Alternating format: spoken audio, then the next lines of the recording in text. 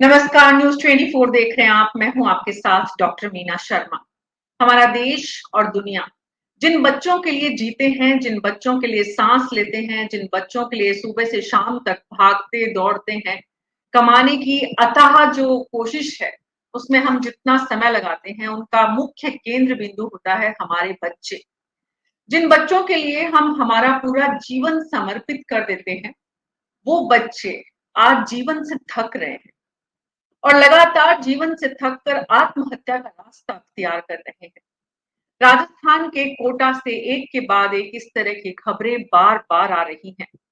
सिर्फ राजस्थान का कोटा ही नहीं है, देश के दूसरे हिस्सों में भी हालात ऐसे हैं, जब बच्चे मानसिक तनाव की वजह से, पढ़ाई के दबाव की वजह से, माँ-बाप की आकांक्षाओं को पूरा नहीं कर पाने की वजह से, अपने जीवन को समाप्त करने का इतना बड़ा फैसला लेते हैं। लेकिन आज कोटा केंद्र बना हुआ है इस चर्चा का, इस बहस का, क्योंकि कोटा में देश भर के विद्यार्थी पहुंचते हैं इंजीनियर और डॉक्टर बनने के लिए। क्योंकि कोटा में कोचिंग हब बना हुआ है देश का केंद्र बिंदु, जहां पर पूरे देश के बच्चे आते हैं सपने लेकर। उनके माता पिता वहां पहुंचते हैं अपनी पूरी पूंजी समेट कर, पूरी उम्मीदें लगाते हैं कि उनका बच्चा आईआईटी या मेडिकल में किसी भी तरह जगह बना ले, किसी भी तरह उनके सपनों को पूरा कर दे, जो जिंदगी में वो नहीं कर पाए। उन सपनों को पूरा करने की सारी आकांक्षाएं बच्चों पर जब पड़ जाती है, तो वो बच्चे दबाव में, जब परीक्षाएं और वो भी इंटरनल एग्जाम टेस्ट जो होते हैं रोजाना कोचिंग सेंटर पर नियमित सप्ताह में जिस तरह के, उन छोटी-छोटी परीक्षाओं में हार कर इतना बड़ा फैसला लेने का साहस बच्चों में कहाँ से आता है? बिकॉज़ आत्महत्या कोई छोटा काम नहीं है। बड़ों-बड़ों के पसीने छूटते हैं ऐसा सोचने पर भी। लेकिन 15, 16, 17, 18 साल के बच्चे अगर आत्महत्या का रास्ता अख्तियार कर रहे हैं, तो हमें सोचना पड़ेगा कि हमारा समाज कौन-सी दिशा में जा रहा है और हम अपने बच्चों को क्या दे रहे हैं और उनसे क्या वापस ले भी रहे हैं। जिन बच्चों के घरों में, जिन परिवारों में बच्चे चले गए हैं दुनिया छोड़कर, जिन माँ-बाप ने अपने बच्चों को हमेशा के लिए खो दिया है उन उम्मीदों में, उनका जीवन आज कैसा गुजर रहा है। कल्पना करके भी सिहर उठते हैं हम। ऐसे देश में, ऐसे प्रदेश में, ऐसे बच्चों, परिवारों के बीच में हमारा हिंदुस्तान और हमारी प्रगति और हमारे सपने कहाँ जा रहे हैं, जब हम इसरो से चंद्रयान भेज रहे हैं। ऐसे में आज ये बहुत ज़रूरी मुद्दा है कि हम एक बार पुनर्विचार करें, सोचें गंभीरता से इस पर, माँ-बाप खास करके और समाज भी, क्योंकि समाज पर माँ-बाप जो दबाव लेते हैं, वो समाज से आता है। आखिर ये दबाव माँ-बाप क्यों लेते हैं? फिर बच्चों को क्यों वो उसको डायवर्ट करते हैं और क्यों फिर वो सपने पूरे नहीं होने पर बच्चे जो हैं इतना बड़ा कदम उठाते हैं? आज हमारे खास मेहमानों के साथ न्यूज़ 24 पर विस्तार से हम चर्चा करेंगे इस पर। हमारे साथ डॉक्टर सुनील शर्मा हैं, मनोचिकित्सक हैं, साइकियाट्रिस्ट हैं। साथ ही हमारे साथ वीरेंद्र शर्मा हैं, जो कि बीजेपी के प्रवक्ता हैं। अनूप ठाकुर कांग्रेस से जुड़ेंगे, प्रताप राव वरिष्ठ पत्रकार, श्याम सुंदर शर्मा जी और डॉक्टर ज्योति सीडाना हमारे साथ कोटा से जुड़ी हुई हैं, जिन्होंने इस विषय पर क्लोजली काम किया है, देखा है वहां पर रहकर कि आखिर बार-बार ऐसी खबरें, ऐसी घटनाएं कोटा से क्यों आती हैं। डॉक्टर ज्योति सीडाना, शुरुआत मैं आपसे ही करना चाहूंगी। हाल ही में एक ही दिन में 2 इस तरह की घटनाएं बताती हैं कि कोटा किस तरह के दबाव से जूझ रहा है। कोटा में आने वाले बच्चों के सपने किस तरह चूर-चूर हो रहे हैं और माँ-बाप की उम्मीदें कैसे दफन हो रही हैं। 2 घटनाएँ हाल की और पिछले, अगर हम 1 साल की चर्चा करें तो आंकड़ा आप बेहतर ढंग से बता पाएँगी दर्शकों को, राजस्थान के लोगों को, देश के लोगों को, माँ-बाप को। देखिए, ये जो ये जो आपने सवाल किया, वास्तव में ये चिंता का विषय है। ये चिंता का विषय केवल माँ-बाप के लिए ही नहीं है। आपने कहा कि कल 2 सुसाइड हुई एक दिन में। 8 महीने में, पिछले 8 महीने में अगर हम बात करें, तो 23 घटनाएँ हुई हैं, जो कि खास तौर से कोटा से ही संबंधित हैं। और आजकल के जो ये बच्चे हैं, ये जो पीढ़ी है, ये थोड़ा-सा तनाव या मानसिक परेशानी होती है और आत्महत्या के लिए तैयार हो जाते हैं। कई बार तो मुझे लगता है ये कोई ऐसा खेल है जिस जिस प्रतिस्पर्धा को, मतलब जिस खेल में हर एक व्यक्ति एक प्रतिस्पर्धा कर रहा है और मुझे जीतना है, आत्महत्या की एक कहना चाहिए खेल बना रखा है। उसके पीछे बहुत सारे कारण हैं, आपने भी बहुत सारे कारणों की चर्चा की। आपने कहा कि माँ-बाप का दबाव रहता है, उनकी आकांक्षाएँ हैं जिनको वो माँ-बाप बच्चों के थकने की कोशिश करते हैं। बहुत सारी चीज़ें आपने यहाँ पर उठाई। पर मुझे लगता है कि केवल माँ-बाप ही इसके लिए ज़िम्मेदार नहीं है। हमारा राज्य, हमारा समाज और शिक्षण संस्थान, हमारा पाठ्यक्रम, ये सब चीज़ें भी उसके लिए ज़िम्मेदार हैं। अ, सोचने का विषय ये है कि जब कोई भी घटना होती है, कोई ऐसी घटना होती है जिसका राजनीतिक कंसर्न होता है या पॉलिटिकल कंसर्न होता है, तो उसके लिए आपने देखा होगा कि बहुत सारे आंदोलन होते हैं, कैंडल मार्च कर लिए जाते हैं। लेकिन मुझे आश्चर्य होता है कि इतने इतना इतना मतलब कहना चाहिए कि एक युवा पीढ़ी जिसको हम कहते हैं कि लोकतंत्र भारत का सबसे बड़ा लोकतंत्र है, भारत सबसे बड़ा लोकतंत्र है, भारत में युवाओं की संख्या सबसे ज़्यादा है और ये युवा, ये किशोर पीढ़ी सिर्फ अवसाद या अकेलेपन या पढ़ाई के तनाव के कारण अपने आप को समाप्त कर रहे हैं और समाज, राज्य, प्रशासन अपना पल्ला झाड़ लेता है। सिर्फ एक गाइडलाइन जारी कर देना, क्या ये सफिशिएंट है? मुझे नहीं लगता। कई बार तो आपको जानकर आश्चर्य होगा कि जब मैंने सर्वे किया और मैं जब यहाँ, मैंने बहुत बार सर्वे किया है इन मुद्दों पर।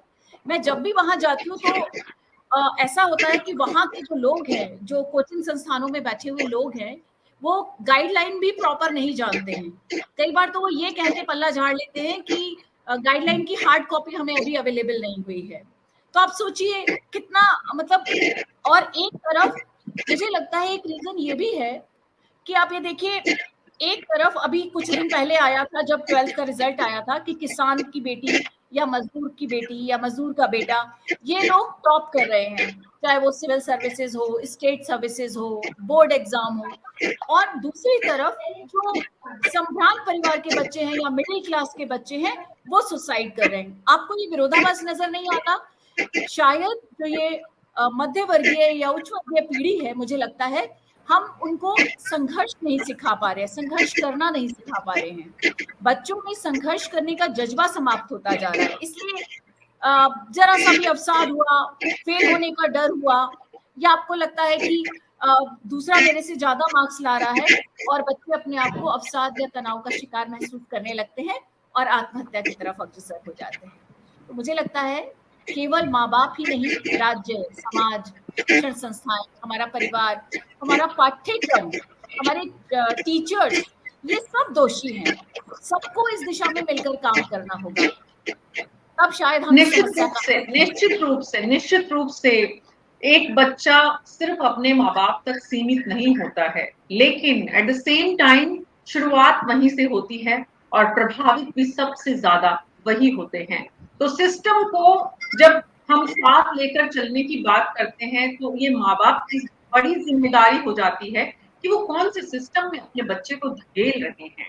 यहाँ पर कोचिंग इंस्टीट्यूशंस का आपने ज़िक्र किया, यहाँ पे गाइडलाइंस का आपने ज़िक्र किया, यहाँ पे सरकार का आपने ज़िक्र किया।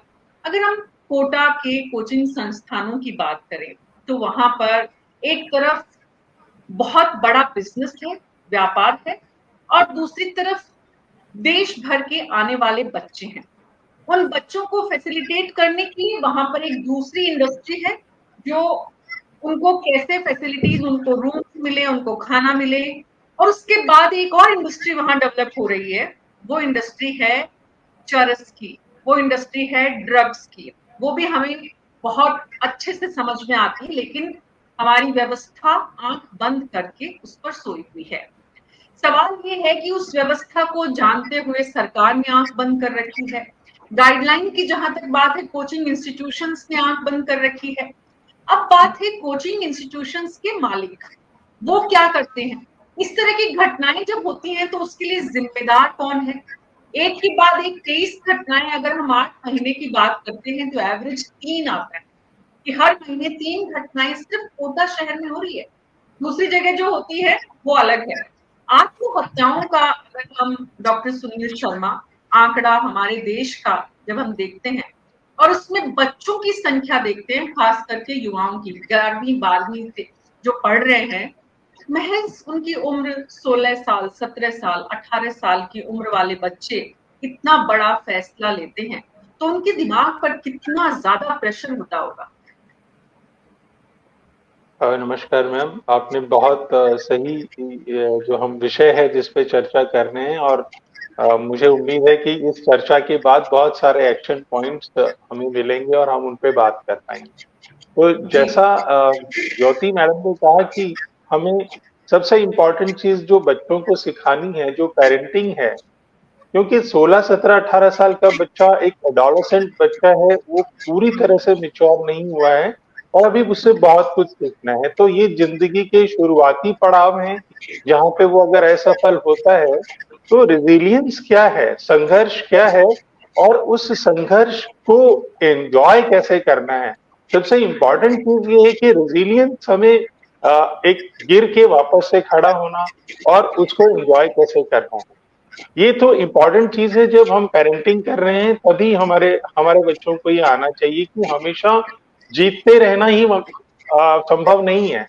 कभी कभी आपको हार भी मिलती है, दो दो प्रयास भी करने पड़ते हैं। और उससे भी जरूरी ये है कि बच्चे को जब आप किसी स्ट्रीम के लिए कहते हैं या वो चुनता है, तो उस बच्चे की अंदरूनी इच्छाएं क्या है, क्या वो उस सब्जेक्ट के प्रति अपने आप को सही पाता है, क्या उसमें वो उस सब्जेक्ट के प्रति उसका लगाव है या नहीं है, या उसे केवल कंपेल किया जाता है।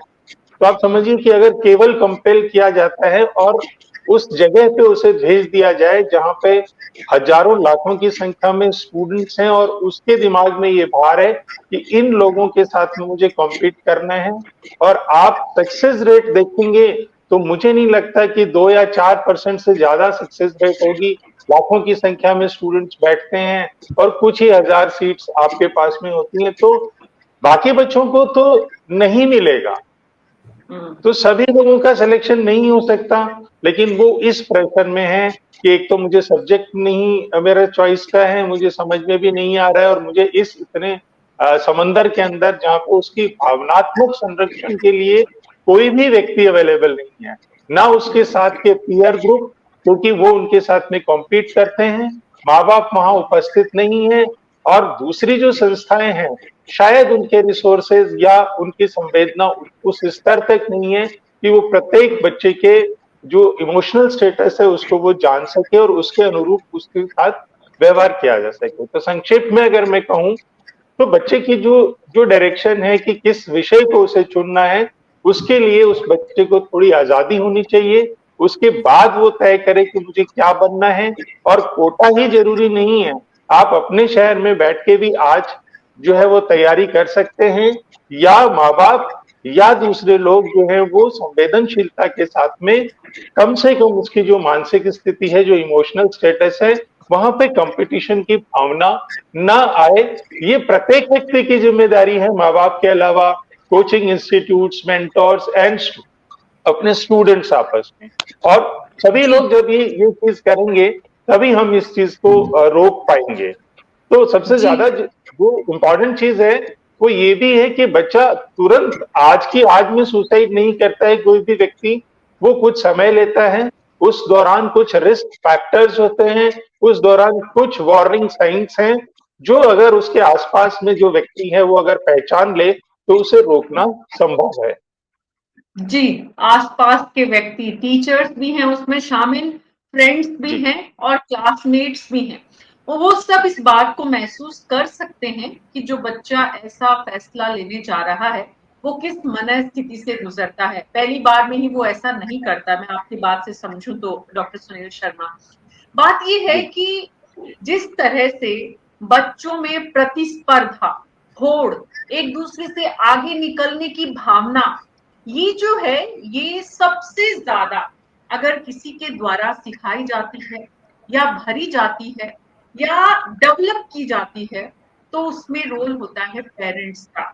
आपने एक बहुत सही बात कही डॉक्टर ज्योति कि मध्यम वर्ग के और उच्च मध्यम वर्ग के बच्चे जो हैं और उच्च वर्ग के जो बच्चे हैं वो सक्सेस नहीं हो पा रहे हैं या वो प्रेशर ले नहीं पा रहे हैं क्योंकि उन्हें संघर्ष करना सिखाया ही नहीं जा रहा है।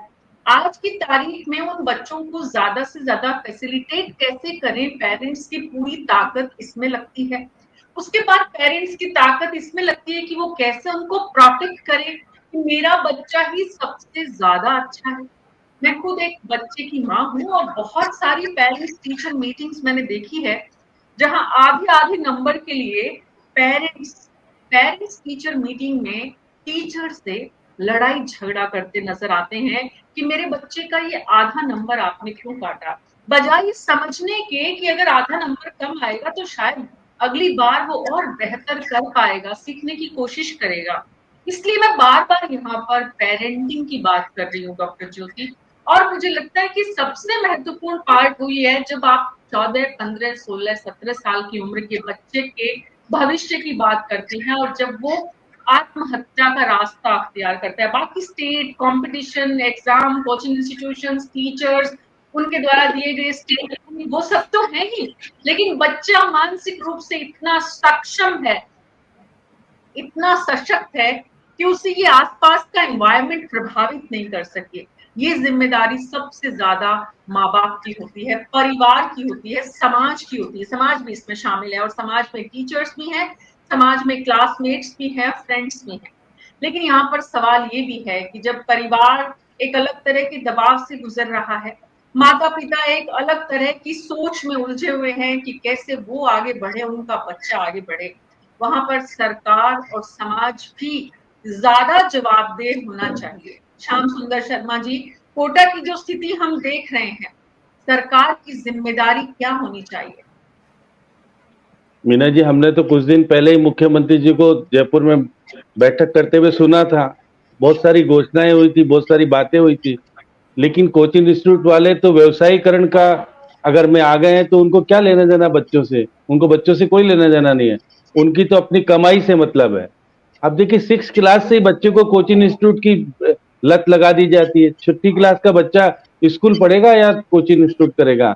अब देखिएगा, ये बात सही, डॉक्टर साहब ने सही कहा कि परसेंटेज रेट तो 1% है, इससे ज्यादा बच्चे सिलेक्शन होंगे नहीं। अब सिलेक्शन नहीं होंगे तो उन बच्चों का होगा क्या?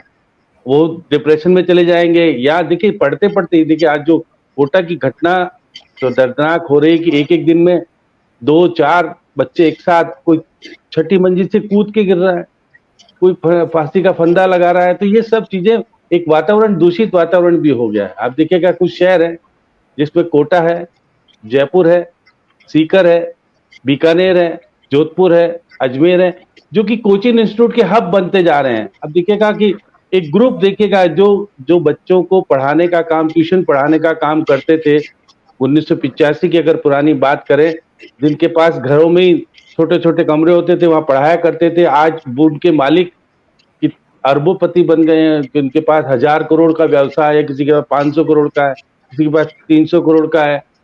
प्रशासन के लोग तो उनके अनुयायी हैं। भाई कलेक्टर के 5 बच्चे भर्ती करने हैं, एसपी के 10 बच्चे भर्ती करने हैं, सीओ के बच्चे, इस तरह का उन्होंने व्यवस्था बना रखी है कोचिंग इंस्टीट्यूट वालों ने। आप आइए, किसी भी आईएएस को कहिएगा कोचिंग इंस्टीट्यूट में एडमिशन हो जाता, नहीं तो एडमिशन नहीं होता आजकल। तो ये बच्चे जिस प्रकार से देखिएगा, बाहर के बच्चे बहुत आ रहे हैं। बिहार का बच्चा सबसे ज्यादा आता है, यूपी का बच्चा आता है, या महाराष्ट्र के कम आते हैं, फिर राजस्थान के आते हैं। मैं देखिए एनसीआरबी के आंकड़े देख रहा था, बहुत चौंकाने वाले हैं। 2021 के 13,000 बच्चों ने देश में आत्महत्याएं की है, और राजस्थान की बात करें तो 633 बच्चों ने की है। और इस साल तो जो आत्महत्याएं हुई है, उसके तो आंकड़ा चौंकाने वाला है। मुख्यमंत्री जी कह रहे थे कि भाई आप फर्जी वहां पर डमी स्कूल चलाते हो, बच्चों को एडमिशन तो होता नहीं है, केवल डमी दिखा करके, और फिर बच्चों को आप कोचिंग इंस्टीट्यूट में झोंके रखते हो। उन बच्चों की देखिए कैपेसिटी नहीं है। तो ये डॉक्टर साहब ने कहा कि जो बच्चा डॉक्टरी बनना ही नहीं चाहता, जो आईआईटी में जा ही नहीं, नीट में सिलेक्शन हो ही नहीं सकता, उन बच्चों को माँ बाप तो, क्योंकि दोनों नौकरी करते हैं, उनको पता है मेरा बच्चा तो पैसे के कारण पढ़ जाएगा, उनको पता नहीं पैसे के कारण बिगड़ भी जाएगा बच्चा जाकर के। वहां बच्चों को देखिएगा काउंसलिंग करने वाला कोई है नहीं, वहां भेड़ बकरियों की तरह जाते हैं। आप देखिएगा कि जयपुर में आप देखिएगा एलएन वाला कर लीजिए, या बाकी के जो सीएलसी है, और बहुत सारे ऐसे इंस्टीट्यूट है जिनकी ब्रांचें एक एक शहर में 25-25, 30 खोल दी गई, और आप देखिए बिक्री की जाती है। ये टीचर है 1 करोड़ का, 1.5 करोड़ का पैकेज लेगा, देंगे आ जाओ हमारे नाम का, वो तो हमारे उसको हम देखिए ऑनलाइन पढ़ाएंगे उससे। और वसूली इसके नाम पर होती है। तो देखिए, मैं तो सुन रहा था मुख्यमंत्री जी 19 अगस्त को जयपुर में बैठक कर रहे थे, एलन वाला तो मालिक आया ही नहीं। उन्होंने तो कहा एक वाइस प्रेसिडेंट है, आरसी चौधरी को भेज दिया। वो ज्ञान बांट रहा था मुख्यमंत्री जी का, कह रहा था महाराष्ट्र में बहुत ज्यादा होती है, तेलंगाना में, हैदराबाद में बहुत ज्यादा होती है, हमारे यहाँ तो बहुत कम होती है। तो ये आकलन करना कि वहां ज्यादा होती है, आपके यहाँ कम होती है। अब तो देखिए, हाउसिंग बोर्ड ने जयपुर में कितना बड़ा हब बना दिया। सरकारी स्तर पर कोचिंग इंस्टीट्यूट खोलो, कोई नियम नहीं है। आज तक आपने विधानसभा में, मैंने तो इतने दिन सुनते सुनते हो गया, किसी कोचिंग इंस्टीट्यूट के बारे में कोई विधान लेके आए क्या? कोई संविधान के अंतर्गत कोई विधेयक बना क्या? नहीं बना, क्योंकि सबको पता है अभी तो चुनाव आने वाले, कैसे दोगे? एक का तो लोकसभा क्षेत्र ही कोटा है, वो तो कोचिंग इंस्टीट्यूट के कारण कहते खोलो। आप कोचिंग इंस्टीट्यूट जब देखिएगा कि आपने गत दिनों देखा जब कोविड हुआ था, किस तरह से बच्चों के यहाँ से भेजा गया था, खोलने की जिम्मेदारी तत्काल केंद्र सरकार के माध्यम से डिसाइड करा दी गई। तो देखिएगा कि जो माफिया खड़े हो गए हैं, और आपने सही कहा, इस देखिए कोचिंग माफिया ही नहीं है, खाली ड्रग्स माफिया शामिल हो गए, हॉस्टल माफिया शामिल हो गए, और बहुत सारी चीजें जो कि इस धुरी के अंदर अलग अलग तरह का काम करती है। प्रेम प्रसंग भी कुछ होता है, क्योंकि इस बच्चे इस एज में आकर के कुछ ऐसी स्थिति भी कर लेते हैं। लेकिन सबसे ज्यादा पढ़ाई का तनाव का जो बच्चों के ऊपर आता है प्रेशर, उससे बच्चे जिस तरह से, आप बच्चा भी तो जवान हो ही नहीं पाता, उसके पहले वो अपनी जीवन लीला को खत्म कर लेता है। ये चिंता का विषय समाज के लिए भी है, आपके बच्चों के माँ बाप के लिए भी है, कोचिंग इंस्टीट्यूट खुद के लिए भी है। यदि आप बदनामी देखिए, आप देखिए कोई भी इतना विज्ञापन देते हैं ये कोचिंग इंस्टीट्यूट वाले, कहीं आता है नाम किस बच्चे का, कौन सी इंस्टीट्यूट का बच्चा आज सुसाइड किया, किसने क्या किया? कुछ वाले जरूर चलाते हैं, लेकिन वो इतना दबाव देते हैं कि कुछ भी ले लो, हमारे इंस्टीट्यूट का नाम बदनाम नहीं होना चाहिए। और देखिए, जो बच्चे पास होते हैं वो कोई से भी इंस्टीट्यूट के हो, उसको खरीद लिया जाता है, और एलएन की और बाकी की सबकी यूनिफॉर्म पहना के बिठाया जाता है, नंबर 1 तो हम ही लाते हैं। और आप भाई देखिएगा, आप कितने लाखों बच्चों में आप कितने कितों को दे पाते हो। तो सही बात है, मेरी बेरू सिंह जी की बात याद आती है पुरानी। वो जब मैं कई बार जाता था, वो कहते थे यार इंजीनियरिंग कॉलेज और ये जितने खोल दिए, ये मेरे मध्यम वर्गीय बच्चों को बर्बाद करके रहेंगे, व्हाइट कॉलर। अब तो उसको देख, इंजीनियर हो गया है तो वो तो कभी छोटा मोटा काम तो करेगा ही नहीं, उसको क्लर्क बनना ही नहीं, वो तो पता नहीं किस तरह की बात है। लेकिन आज इंजीनियर बच्चे को 10,000 की नौकरी के लिए तरसना पड़ रहा है। अब हम इंजीनियर बना करके भी 10,000 की नौकरी के लिए तरसना पड़ रहा है, तो फिर आईआईटी वाला भी तरसता है।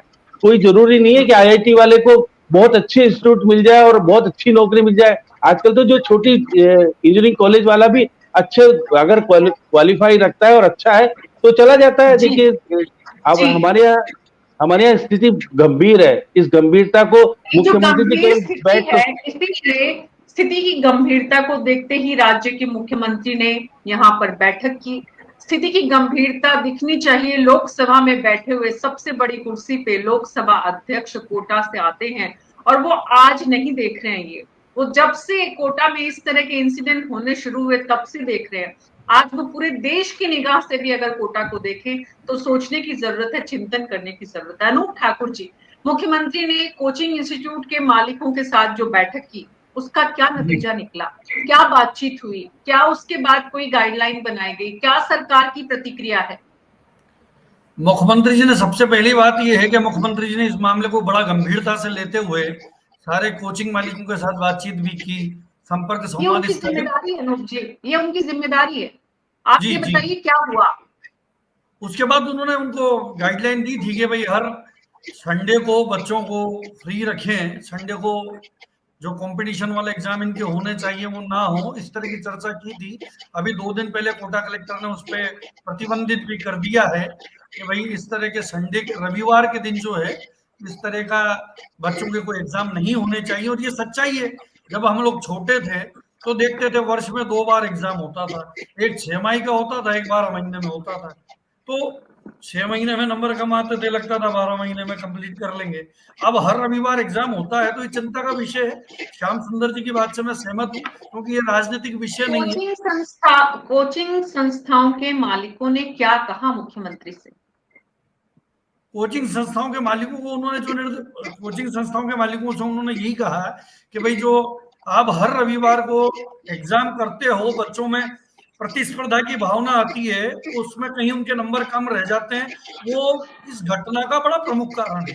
कि बच्चे उस प्रतिस्पर्धा के चक्कर में डिप्रेशन में आ जाते हैं। हॉस्टल में बच्चा रहता है, कमरे में रहता है, अकेला रहता है, तो अवसाद में जी आ जाता है। बड़ी बात चल रही जी थी, अभी सुनील शर्मा जी कह रहे थे हाँ तो उस समय में उस बच्चे के साथ उसको हौसला अफजाई करने वाला कोई नहीं होता, उसके मन की पीड़ा को बांटने वाला कोई व्यक्ति नहीं होता, तो वो जी। अवसाद का बड़ा कारण है उसको वो इसलिए। कितने कितने कितने जो कोचिंग संस्थान है उनके मालिक मुख्यमंत्री के साथ बैठक में शामिल हुए अनूप ठाकुर जी, और इस एक रविवार की परीक्षा नहीं कराने के अलावा संस्थाओं की तरफ से क्या कहा गया, उनकी तरफ से क्या स्टेटमेंट थे, उनकी तरफ से क्या ग्रीवेंसेस थे, उनकी तरफ से किस किस तरह की व्यवस्थाएं वहां पर हैं जिसको सुधारने की जरूरत है, ये कुछ बातें हुई, चर्चा हुई? जी, इस तरह की चर्चा हुई थी कि बच्चों के फन के लिए कुछ रिक्रिएटिंग कुछ ना कुछ प्रोग्राम ऐसे होते रहे ताकि बच्चों का दिमाग सिर्फ पढ़ाई से हटके उनके स्पोर्ट्स के लिए या और वो अलग तरह की गतिविधियां भी की जा सके। बच्चे का बचपन छिन गया, इसमें कोई सच्चे मतलब अतिशोक्ति नहीं है। बच्चा जो खेलने का समय है उसको बच्चे को खेलने का समय नहीं मिल पाता, तो वो सबसे महत्वपूर्ण चीजें हैं। जो हम लोगों का बचपन था उस बचपन में और वर्तमान बचपन में बड़ा अंतर है, और इस चीज को भी नहीं वो हम भूल सकते। बचपन वो बचपन अनूप ठाकुर जी नशे की लत में भी जा रहा है। कोटा में एक बड़ी इंडस्ट्री ये भी खड़ी हो गई है। आपकी सरकार को इसकी जानकारी है? आपकी सरकार इस पर कोई कार्यवाही कर रही है? वहां पर ऐसे लोगों को, इन बच्चों से दूर किया जाए, इसके कोई प्रयास हो रहे हैं? कोई एसपी ने कोई आइडेंटिफाई किया है लोगों को कि ये वो लोग हैं जिनको यहाँ से हटाना है? माँ बाप बेचारे इतनी दूर से भेजते हैं और कुछ लोग अपने व्यापार के लिए, अपने पैसे के लिए इन बच्चों का पूरा जीवन बर्बाद कर रहे हैं, और सरकार आंख बंद करके धृतराष्ट्र की तरह बैठी हुई है। नशे जैसा जो आप मुझे बता रही हैं मैडम, कोटा के अंदर वैसा कोई प्रचलन ड्रग्स वाला नहीं है। मैं खुद कोटा से हूँ, तो मैं आपको ये बताऊं कि वैसा वाला नहीं है। हर तरह के बच्चे होते हैं, एक परिवार में 3 लोग होते हैं तो उनमें से तीनों बच्चे अलग अलग दिशा में होते हैं। एक परिवार में 5 लोग होते हैं तो उनकी दिशाएं ऐसा अलग वाला अलग। का मतलब पंजाब जैसा होगा तभी पता चलेगा कि ऐसा वाला है यहाँ पर, आप ये कहना चाहते हैं अनूप ठाकुर नहीं, जी? मैं ऐसा नहीं कह रहा हूं मैडम, ये विषय राजनीतिक मुद्दा भी नहीं है, इसकी गंभीरता को मैं समझता हूं। मैं बिल्कुल भी इसको राजनीतिक दृष्टिकोण से नहीं सोच रहा हूं। मैं इस चीज को यहाँ भी समझना चाहिए कि बच्चे की पहली पहली जो उसकी शिक्षक है, पहली जो टीचर है, उस बच्चे की माँ होती है। लेकिन 6 क्लास का बच्चा, अभी जो चर्चा चल रही थी कि 6 क्लास का बच्चा जो है उसमें उतना भान नहीं होता, और बच्चे को उस प्रतिस्पर्धा की दौड़ में माँ बाप छोड़ देते हैं। 6 क्लास में पढ़ने वाला बच्चा, उम्र 11 वर्ष 12 वर्ष, वो अकेला रहता है, उसकी मन की पीड़ा कहीं साझा नहीं कर पाता। तो वो सारे गंभीर कारण हैं। सरकारों को भी इस मामले में गंभीर होने की महत्व की आवश्यकता है, तो वहीं उनके माता पिता को भी ये समझने की आवश्यकता है कि बच्चे की जो मनोस्थिति है वो उस समय में कैसी होनी चाहिए। एक बच्चे जी की क्लास होती है 40 से 45 मिनट, अगर किसी चीज पे मनो चिकित्सा वाले चिकित्सक हमारे साथ बैठे हुए हैं, मैं समझता हूँ कि 40 मिनट तक आप अपने दिमाग को इसी जगह पे एकाग्र चित्त के साथ लगा लो, उसके बाद वहां से उसको ना हटाओ, तो मैं समझता हूँ कि वो अव्यवस्थित हो जाएगा। क्या मैं सही कह रहा हूँ सुनील जी? तो ऐसे जी परिस्थिति में कोचिंग क्लास में भी ये सिस्टम करने की आवश्यकता होनी चाहिए कि 40 मिनट बाद, 45 मिनट बाद, 50 मिनट बाद ब्रेक होना चाहिए। उसकी भी चर्चा हम करेंगे गंभीरता से। ऐसा हो जी। तो बच्चा कम से कम ये हो कि थोड़ा सा समझ पाएगा उन सारी चीजों को। वो ब्रेक एक बहुत छोटा सा पार्ट है इस सॉल्यूशन, इस परेशानी से बाहर निकलने की एक लिस्ट ऑफ सॉल्यूशन जो बनने चाहिए, उसका एक पार्ट वो भी है कि क्लासेस के शेड्यूल किस तरह से बनाए जाए, टाइम टेबल कैसे बनाया जाए। वीरेंद्र शर्मा जी, सवाल ये है कि आपकी पार्टी से देश की लोकसभा में बैठे हुए लोकसभा अध्यक्ष कोटा के नाम पर गर्व महसूस करते हैं और कराते भी हैं, और आज जब वो कोटा में आते हैं तो शर्म महसूस नहीं करते कि वहां पर किस तरह के हालात, देश में तस्वीरें जा रही है कोटा की, और उसका क्या समाधान होना चाहिए। पार्टी विपक्ष में है, आपने क्या इस पर कोई किसी तरह की स्टडी की है आपकी पार्टी के, कोटा के, या देश के किसी भी दूसरे हिस्से से? क्योंकि युवाओं को आपकी पार्टी सपने जो दिखाती है, वो वहां पर सपनों की हकीकत क्या है, ये देखने के लिए ग्राउंड जीरो पर कोई आपकी टीम इस पर कोई काम कर रही है, करना चाहेगी, क्या करने की जरूरत है? देखिए मीना जी, बहुत ही अच्छा सब्जेक्ट आज आपने इस चैनल के माध्यम से लिया है, और मैं समझता हूँ यहाँ जो भी विशेषज्ञ बैठे हुए हैं उनकी आवाज सभी पेरेंट्स तक पहुंचेगी, एक सामाजिक और मानसिक वातावरण बनेगा जिसके माध्यम से हो सकता है इस टाइप की घटनाएं कम हो। लेकिन ये चिंता का बड़ा विषय है, केवल कोटा के लिए नहीं, संपूर्ण राजस्थान के लिए और देश के लिए भी है। मैं समझता हूँ सभी चिंताजनक उसमें भी है, सभी एक सॉल्यूशन भी बता रहे हैं क्या हो सकता है क्या नहीं, लेकिन इसके अनेकों अलग अलग अगर लेंगे विषय तो इसका पारिवारिक विषय भी अलग हो सकता है, सामाजिक विषय भी अलग हो सकता है, राजनीतिक विषय भी अलग हो सकता है। कि सीधा सा जैसे अभी कांग्रेस के मित्र कह रहे थे कि हमने ऐसा कानून बनाया है या हमने ये गाइडलाइन दी है कि संडे को वहां पे कोई भी एजुकेशन एक्टिविटी नहीं होगी, लेकिन वो मेरे मित्र अभी गायब हो गए मेरे से पहले ही। उन्हें ये समझना चाहिए कि ये गाइडलाइन वर्षों पहले की थी, 3-4 साल तक उस पर पालन हो ही नहीं रहा था। अभी जिन स्टूडेंट्स ने आत्महत्या की वो संडे को की थी, एग्जाम देकर आते हैं संडे को, और उसके बाद में उन्होंने आत्महत्या कर ली। तो आखिर ऐसा क्या हुआ कि इनकी सरकार क्यों फेल हो रही है कि वो गाइडलाइन का सही तरीके से पालन नहीं करवा पा रही? कोचिंग इंस्टीट्यूटों पर सरकार क्यों नहीं बाध्यकारी कार्रवाई कर रही है? दूसरा विषय। तीसरा विषय है, सरकार अभी तक भी राजस्थान का जो नकारात्मक वातावरण बन चुका है, कहीं न कहीं देखिए मीना जी, इस प्रकार की जो घटनाएं होती हैं, डॉक्टर सुनील शर्मा जी और डॉक्टर ज्योति सिडाना जी बैठी हुई है, मनोचिकित्सक के रूप में एक बड़ा विषय यही है कि इस प्रकार की घटनाओं के पीछे आसपास का वातावरण भी बड़ा विषय होता है। तो राजस्थान में जिस प्रकार का नकारात्मक वातावरण है, चाहे वह कानून व्यवस्था फेल का हो, चाहे 10 लाख आपराधिक मामले आने का हो, चाहे 30,000 महिला दुष्कर्म के मामले हो, चाहे किसानों की आत्महत्या या अनेक विषय, कहीं न कहीं कानूनी रूप से सरकार फेल हो चुकी है। आप बीच में, अनूप जी बीच में ना बोले, आपकी गंदी आदत है बीच में बोलने की। आप सीमा मीना जी के प्रश्नों का जवाब नहीं दे पाए और अब बीच में खुदक रहे हैं। मीना जी ने आपसे प्रश्न किया लोकसभा अध्यक्ष की भूमिका पे, मैं जवाब दे रही हूँ ना, आपसे जो प्रश्न पूछा गया उसका जवाब आपसे दिया नहीं गया। नहीं, आपसे उस प्रश्न का जवाब नहीं दिया गया, बीच में बोल रहे हैं। बहुत ही गंभीर विषय पे बात कर रहे हैं, प्लीज। आप विषयांतर हो रहे हैं, बहुत ये गंभीर कांग्रेस विषय और भारतीय जनता पार्टी का विषय नहीं है, ये भावनात्मक मामला है, ये संवेदनाओं का मामला है, ये बड़ा गंभीर विषय है। आप इसको राजनीतिक रंग देने का प्रयास कर रहे हैं। अनूप जी का ऑडियो कम कर दीजिए, बोले वीरेंद्र। मीना जी संवेदनाएं किसमें है ये अनूप जी ने दिखा दिया। इसी प्रकार यहाँ की सरकार भी, कांग्रेस सरकार भी असंवेदनशील हो चुकी है। क्यों हुई है, मैं ना उसका एक एक रीजन मैं बताता हूं आपको। आप देखिए राजस्थान में 30,000 आपराधिक मामले होने के बाद 10 लाख आपराधिक मामले होने के, पूरी बात सुनिए मीना जी, मैं उसी बात पे आ रहा हूँ, जो आपने कहा मैं उसी पे आ रहा हूँ, मैं जो आपने कहा मैं उसी पे आ रहा हूँ। यहाँ पे 10 लाख से अधिक आपराधिक मामले हुए और 30,000 महिला दुष्कर्म के मामले हुए। उसके ऊपर इनके मंत्री का क्या बयान आता है कि राजस्थान तो मर्दों का प्रदेश है। मुख्यमंत्री का क्या बयान आता है कि ये छोटी, पूरी सुनिए, ये छोटी मोटी घटना है। और आज का इनके मंत्री का बयान क्या है? इनके मंत्री का बयान क्या है कि गंदी संगत। देखिए ये राजनीति नहीं है, आप पूरा विषय सुनिए ना मीना जी, पूरा विषय समझिए। आपकी पार्टी ने अगर थोड़ा सा भी स्वाभिमान होता तो क्या शांति धारीवाल उस स्टेटमेंट को देने के बाद विधानसभा में रह सकते थे? अगर आपकी पार्टी उसे एक मूवमेंट बनाती, लेकिन आप मूवमेंट बनाते तो आज बैठ के डिबेट में 2 साल बाद उस बात की चर्चा कैसे करते? आपको सिर्फ कोसने को चाहिए, आप कोसने के लिए मुद्दे जो मीना जी रखना चाहते हैं, प्लीज मीना जी, क्या मुख्यमंत्री का दायित्व नहीं बनता था? क्या मुख्यमंत्री का दायित्व नहीं बनता था कि मंत्री को हटा दिया जाए? मुख्यमंत्री ने किस प्रकार ऐसा बयान दे दिया कि छोटी मोटी विषय हैं, होते रहते हैं? क्या मुख्यमंत्री जिम्मेदार नहीं थे इसके लिए कि उन्हें मुख्यमंत्री को तत्काल हटा देना चाहिए था?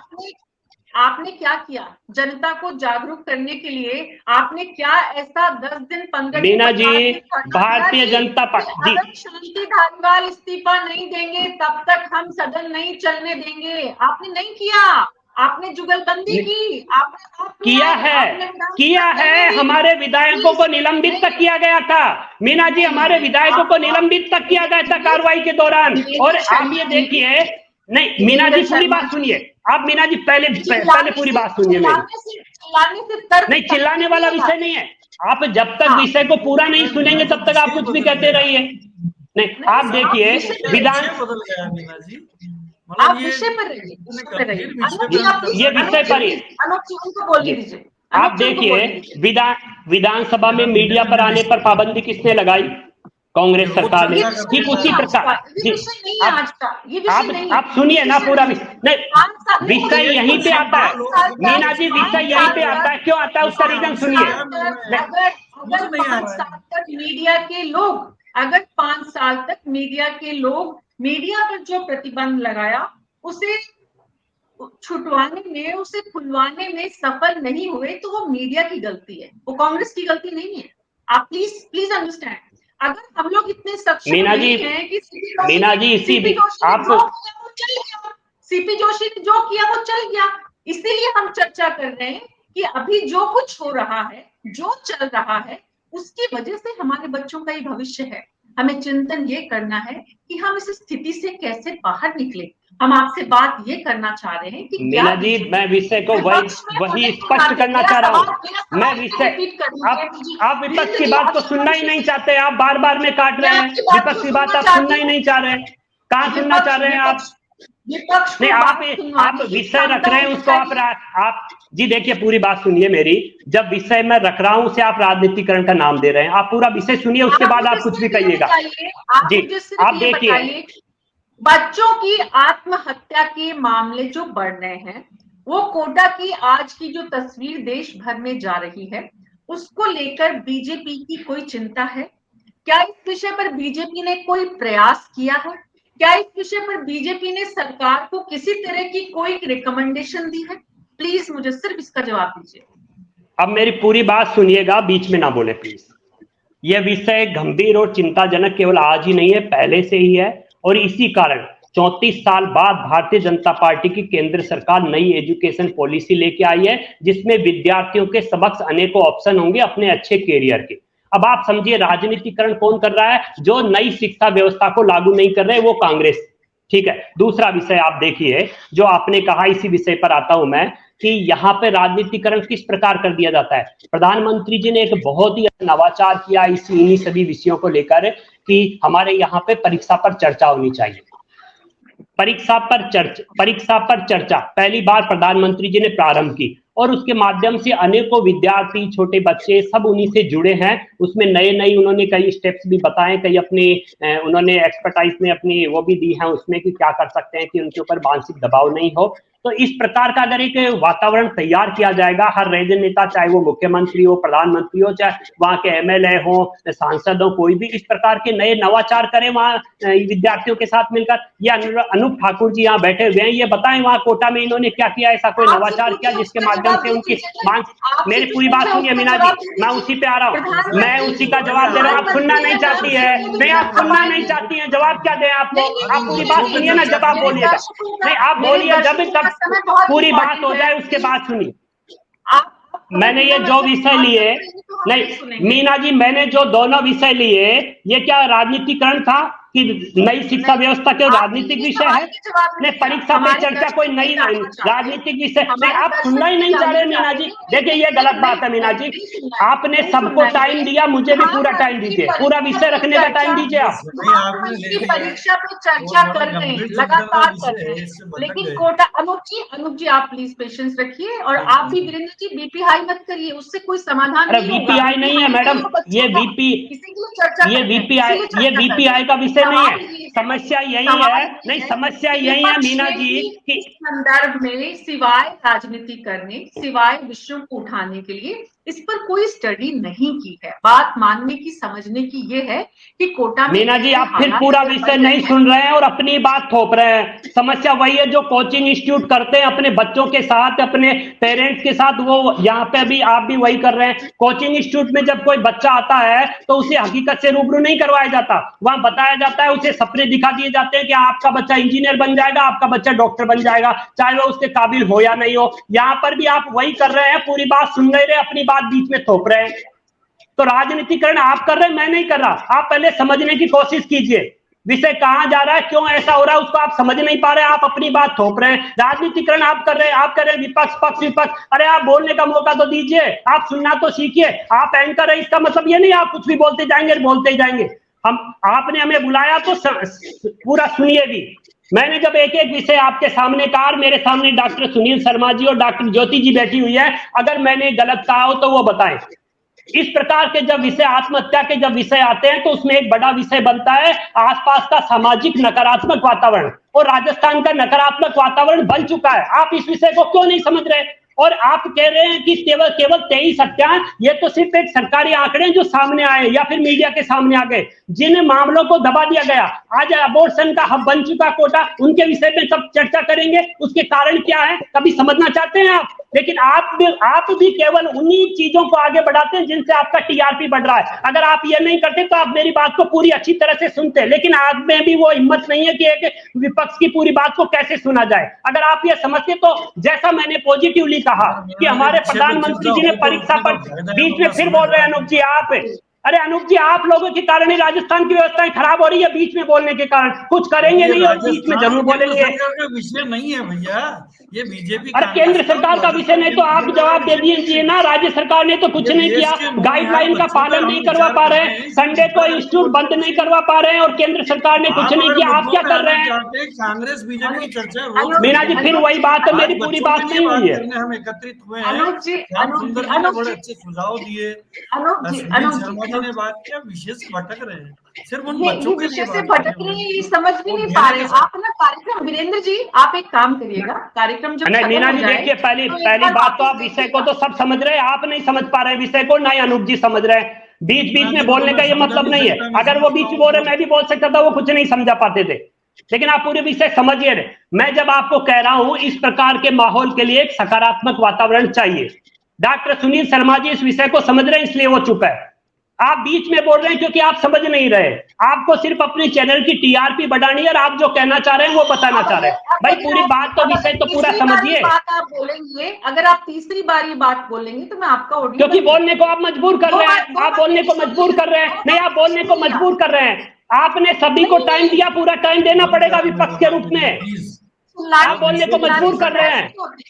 नहीं तो आपके बीच बीच में बोलने से बहस पूरी हो जाएगी क्या? आप पूरी बात सुनिए ना, आप भी तो पूरी बात सुनिए। प्रश्न आपका छोटा सा था, लोकसभा अध्यक्ष छोटा सा आते हैं, उन्होंने क्या किया? अरे आपका प्रश्न छोटा सा था, सरकार ने क्या कार्रवाई की, आपने क्या किया? आप सिर्फ यही नहीं बता पाए कितने कोचिंग संस्थान आए, आप तो यही नहीं बता पाए। सरकार में कोई कमी है? अरे आप तो यही नहीं बता पाए कोचिंग इंस्टीट्यूट के खिलाफ क्या कार्रवाई की आपकी सरकार ने। आप तो चिंता ही 55 महीने तक चिंता ही करते रहे, चिंता के अलावा कुछ नहीं किया है। 55 महीने में चिंता के अलावा कुछ नहीं किया। इनको कुछ पता नहीं, ऑडियो कम कर दीजिए को शिक्षा दे रहे हैं, सबको शिक्षा दे रहे हैं। प्लीज नहीं, वो कोई बात नहीं। जब आपके पास, अनूप जी प्लीज, जब आपके पास तर्क नहीं होते तो आप चिल्लाते हैं, और चिल्लाते भी हैं और आप दूसरों पर आरोप भी लगाते हैं। सवाल ये था मीना जी ये आपका आशय बिल्कुल गलत है। आप अगर पूरा विषय नहीं सुनेंगे तो आप कुछ भी बोल सकते।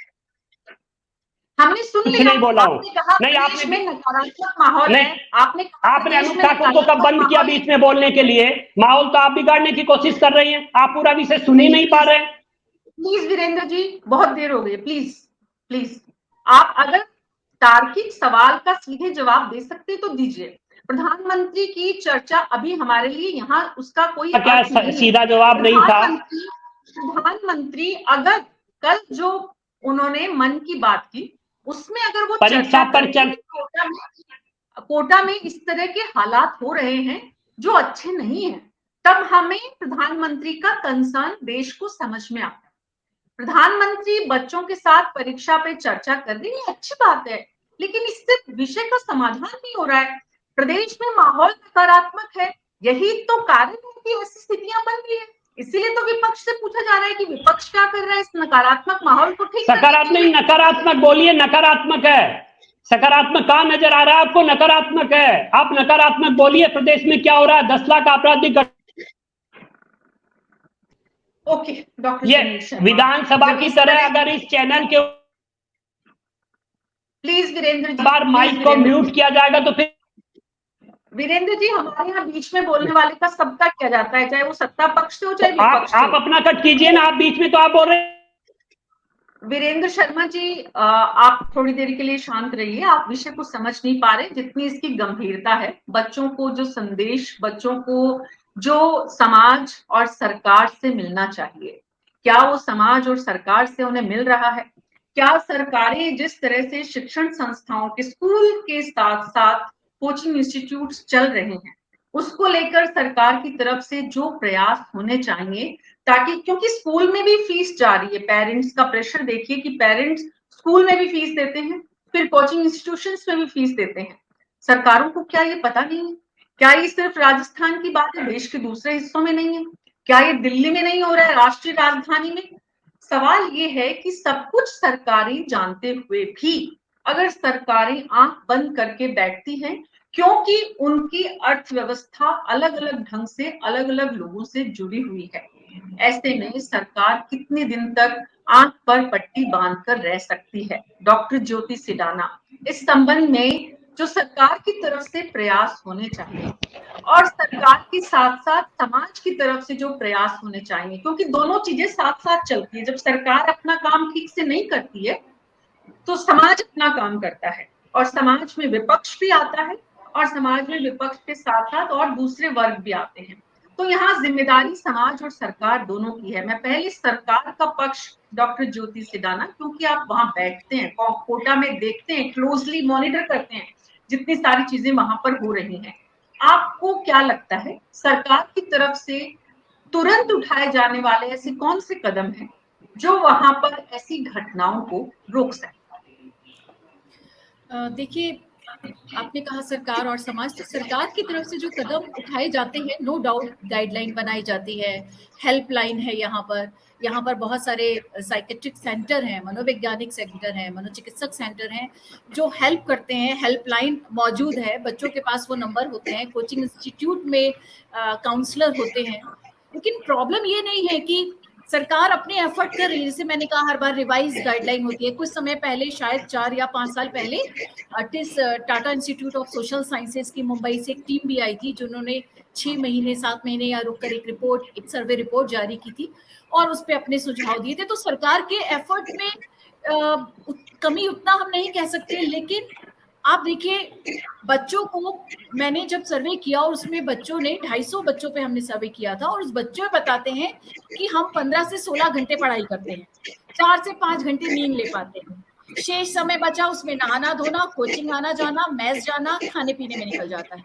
अब ऐसे में ना तो उनके पास मनोरंजन का समय है, ना हॉबी को वो अपनी समय दे पाते हैं, हर समय टेस्ट की तलवार जो है, वहां पर जो बच्चे पहुंच गए हैं डॉक्टर ज्योति, वहां पर जो बच्चे पहुंच गए, यानी कि कोटा में जो बच्चे पहुंच गए हैं, दरअसल मेंटली वो भी प्रिपेयर हैं कि उनके जीवन में 2-3 साल उन्हें सिवाय पढ़ाई के कुछ नहीं करना है।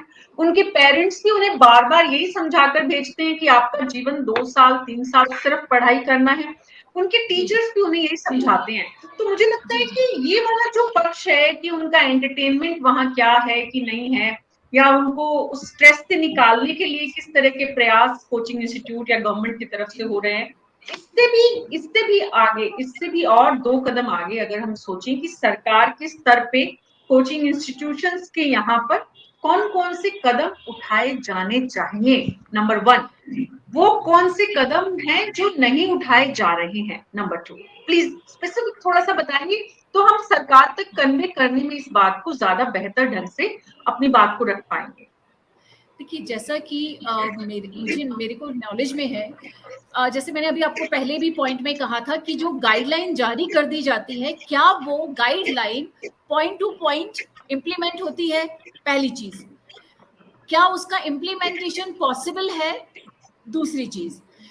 तीसरा पॉइंट ये कि कुछ स्टेप ऐसे उठाए जाते हैं कि पंखे में, अगर पंखे से लटकते हैं तो पंखे में स्प्रिंग लगा दी जाए। मुझे लगता है ये कोई हल नहीं हुआ। अब किसी बच्चे ने अगर 4वीं 5वीं 7वीं मंजिल से छलांग लगा दी तो आप उस मंजिल पे क्या लगाएंगे?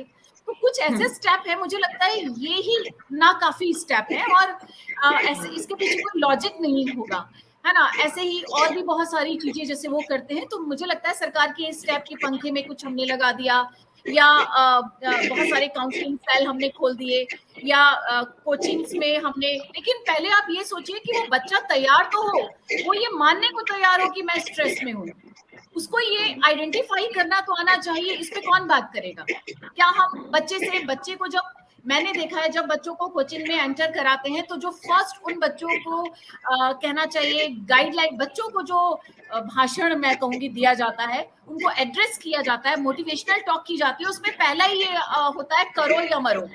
ये क्या है? मतलब आप अगर बेस्ट है और ये बिल्कुल बहुत और सबसे इम्पोर्टेंट चीज आप देखिए कोचिंग्स में, आप मुझे लगता है आप सब अवेयर होंगे, उस कोचिंग में जो बेस्ट 20 या 100 होते हैं उनको तो टॉप मोस्ट टीचर्स पढ़ाते हैं, और जो बच्चे पिछड़ जाते हैं या कमजोर होते हैं ऑलरेडी, जिन पर बहुत ज्यादा ध्यान देने की जरूरत होती है, उन बच्चों को दूसरे उनसे जो कमतर टीचर होते हैं वो पढ़ाते हैं। तो आपको नहीं लगता ये जो डिस्क्रिमिनेशन होता है ये भी एक बहुत बड़ा कारण है आत्महत्या के लिए? तो मुझे लगता है ये भी इन चीजों पर भी सरकार को सोचना चाहिए। ऐसा कोचिंग अनूप ठाकुर जी, मुख्यमंत्री ने जो बैठक की उसमें क्या इन विषयों पर बात हुई? क्या इन विषयों पर बात होनी चाहिए? ये बात आप पहुंचाएं सरकार तक कि जो ये बहुत बड़ा सच है कि जो प्रतिभा, एक तो ये कि करो या मरो क्यों? पहली बात तो ये, क्योंकि वहां पर जो टीचर्स हैं, कोचिंग इंस्टीट्यूशंस के जो मालिक हैं, उन्हें पता है कि अगर उनके इंस्टीट्यूशन में 1000 बच्चे हैं, सिलेक्शन सिर्फ उन 1000 में से 15, 20, 25, 30 का होना है, यानी कि बाकी जो बच्चे हैं वो उस रेस से ऑलरेडी बाहर हैं। और ऐसा नहीं है कि उस रेस से जो बाहर बच्चे हैं उनका 1 महीने के भीतर कोचिंग इंस्टीट्यूशन को पता नहीं चल जाता कि ये कभी भी उस रेस में शामिल नहीं हो सकते। क्या इस बेसिस पे कोई गाइडलाइन बनने की जरूरत नहीं है कि अननेसेसरी की भीड़ सिर्फ पैसा जुटाने के लिए पेरेंट्स को मिस जो गुमराह करके वहां पर बैठाया जाता है कि हाँ ठीक है आपके बच्चे का भी हो जाएगा, टीचर भी जानते हैं कभी नहीं होगा। क्या इस दिशा में कुछ सोचने की जरूरत महसूस करती है सरकार? पहला प्रश्न जो है मैडम, सरकार ने इनको पाबंद किया कि बच्चों की मनोस्थिति अच्छी हो। सबसे पहला विषय ये है कि बच्चों की मनोस्थिति अच्छी हो, उसके लिए वहाँ काउंसलर लगाने का आश्वासन कोचिंग गवर्नमेंट ने मुख्यमंत्री को भी दिया, उस पर इम्प्लीमेंट भी हुआ। इन्होंने काउंसलर भी लगाए हैं, वो काउंसलिंग भी बच्चों की कर रहे हैं। और ज्योति जी बहुत अच्छी बात कर रही थी कि जो ये लोग कहते हैं इस बात को कि हम हीरे को तराशने का काम करते हैं, तो इनके यहाँ जो टॉप वाले बच्चे हैं उनको एक अलग फैकल्टी पढ़ाती है, उससे जो नीचे वाले लोग बच्चे हैं उनको दूसरी फैकल्टी पढ़ाती है, उनको प्रमोट करने के लिए काउंसलिंग का काम करते हैं। दोनों विषय तो ये सब जानते हुए सरकार की जिम्मेदारी क्या होती है, ये समझना चाहते हैं हमारे दर्शक और अभिभावक जो आपको सुन रहे हैं। सरकार की जिम्मेदारियों पे ही मैं बता रहा हूँ आपको कि मुख्यमंत्री, आपने 2 प्रश्न किए थे भी, आपने बताया कि लोकसभा अध्यक्ष भी कोटा से आते हैं, उन्होंने क्या पहल की, मैं वही बता रहा हूँ। प्लीज नहीं, आप मत बदलिए विषय को, जो आपसे पूछा जा रहा है उसका जवाब दीजिए। मुख्यमंत्री जी ने उनको बुलाया, ऐसे में हजारों की भीड़ वहां जो इकट्ठा करने की कोचिंग संस्थापकों की जो होड़ लगी है पैसा कमाने की, क्या उस पर सरकार कोई प्रतिबंध लगाने की तैयारी सोचती है, ऐसा विचार रखती है कि जो बच्चे जीवन में कभी उस रेस में शामिल नहीं हो सकते उनका आइडेंटिफिकेशन करके उन्हें पहले ही ये बताएं कि आप दूसरे सेक्टर में जाइए, वहां पर अपने लिए नए करियर के ऑप्शन तलाशिए? सिर्फ इसी का जवाब दीजिएगा। इसका जवाब सरकार के पास नहीं है, ये जो बच्चों के माता पिता हैं उनकी नैतिक जिम्मेदारी है कि वो उनकी माँ जो है अपने बच्चे को बड़े अच्छे से समझ सकती है कि मेरे बच्चे की जवाब सरकार के पास नहीं है, लेकिन मुझे लगता है कि इसका जवाब मेरी बात पूरी होने दे मैडम, मैं एक बार पूरी बात कर लूं। जी, आपको अपने बच्चे को रीड करना होता है। मेरा बेटा, मेरा स्वयं का बेटा किस दिशा में जाना चाहता है, मैं उसको उसकी जगह, मैं चाहता हूँ नहीं तुम्हें डॉक्टर ही बनना है, उसका इंटरेस्ट नहीं है डॉक्टर बनने में, वो तो फुटबॉल खेलना चाहता है, वो क्रिकेटर बनना चाहता है। ये तो हम जानते हैं, माता पिता को जो थोपने की परंपरा है। अनूप ठाकुर जी, ये तो माँ बाप की अति महत्वाकांक्षा है कि वो अपने बच्चे की क्षमता को पहचानना नहीं चाहते हैं, तो इसीलिए तो जिम्मेदारी सरकार के द्वारा गाइडलाइन बनाई जाती है, इसीलिए तो सरकार परीक्षा लेती है कि कांस्टेबल की भर्ती में वही शामिल होगा जो अच्छी तरह दौड़ लगा सकता है, फिजिकली फिट है। इसलिए तो सरकार आईएएस की परीक्षा के लिए एक तैयारी करती है। मेरा कहने का मतलब यही है, कोचिंग इंस्टीट्यूशन में एडमिशन की भी एक क्राइटेरिया हो और उसके आधार पर उतने ही लोगों को लें, अननेसेसरी की भीड़ वहां इकट्ठी नहीं करें। क्या ये संभव नहीं है? एक बात, अब मैं वीरेंद्र शर्मा जी, एक सवाल मैंने आपसे पूछा था कि पार्टी बीजेपी विपक्ष में रहकर वहां पर क्या काम कोई कर रही है, कोई रिपोर्ट बना रही है, इसका जवाब मुझे आपसे नहीं मिला। अब दूसरा सवाल मेरा ये है कि जो नकारात्मक माहौल इस प्रदेश में आपके हिसाब से, यानी विपक्ष के हिसाब से बना हुआ है, उस नकारात्मक माहौल के बीच में 1, 2, 3, 4, 5 सरकार को ऐसे कौन से 5 काम करने चाहिए जिससे कि ये आत्महत्याएं रुके?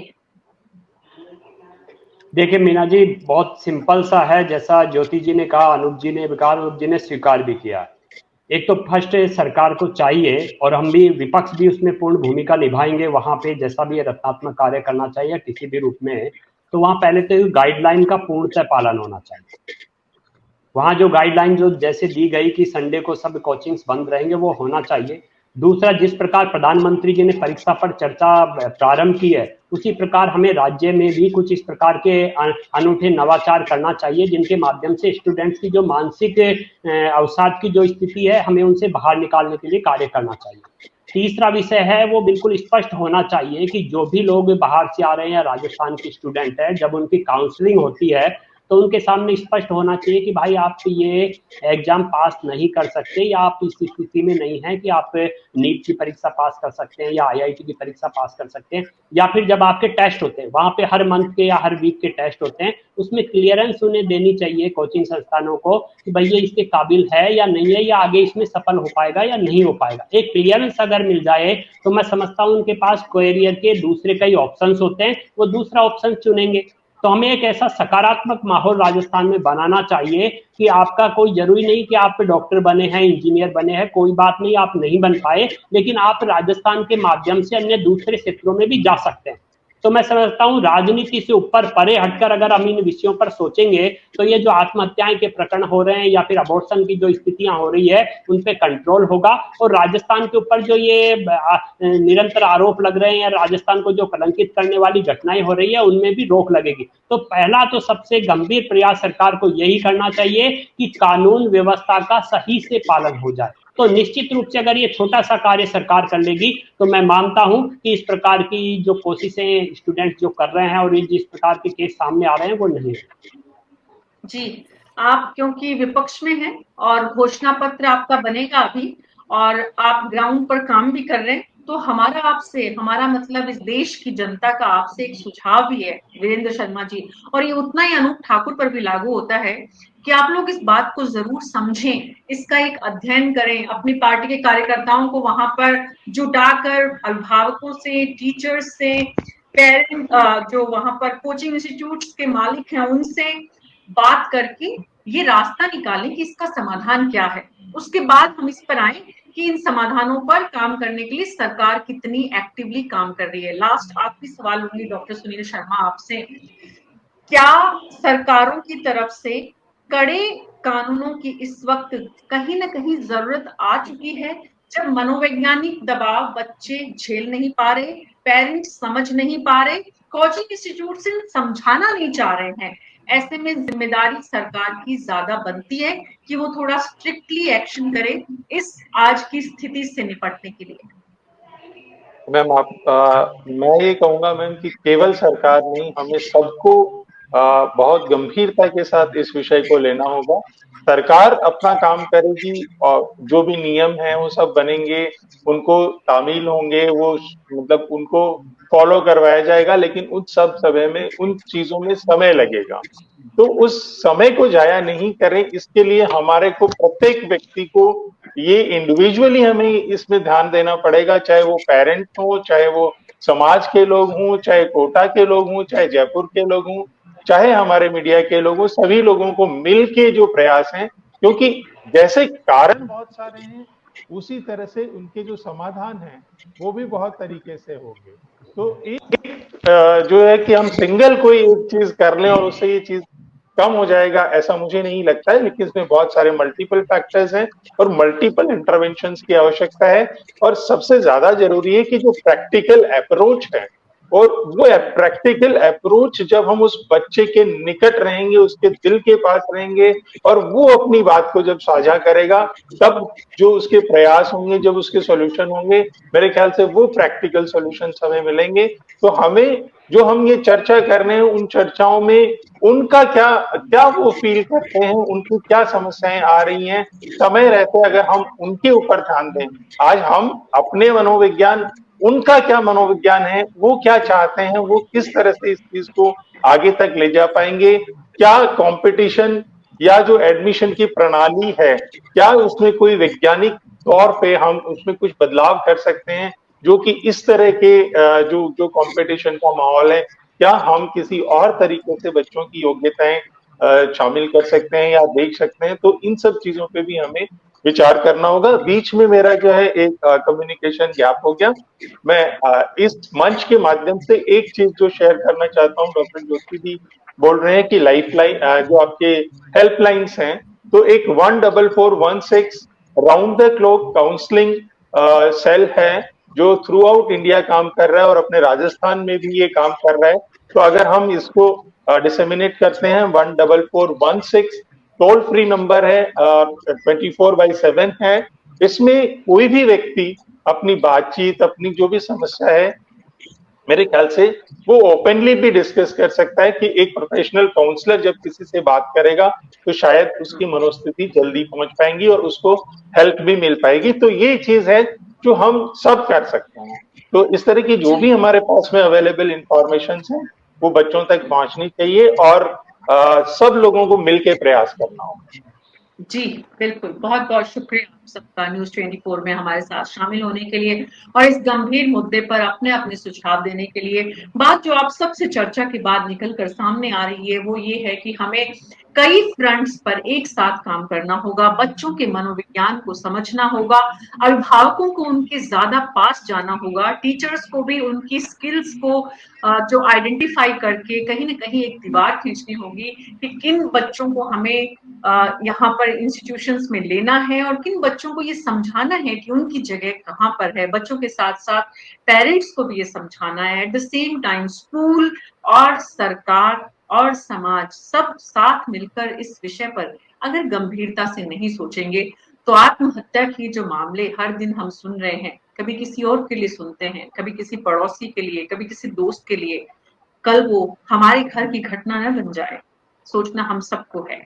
और सोचेंगे तभी समाधान भी निकलेंगे। चर्चा हमेशा जो है वो सार्थक बहस में तभी तब्दील होती है जब तार्किक बहस होती है। हमारी कोशिश रहती है न्यूज़ 24 पर कि हम सभी पक्षों को सुनने के बाद जो उचित समाधान निकले, उस पर जनता का पक्ष समाज और सरकार तक पहुंचाएं, ताकि हम एक व्यावहारिक जीवन को थोड़ा बेहतर ढंग से जी सकें।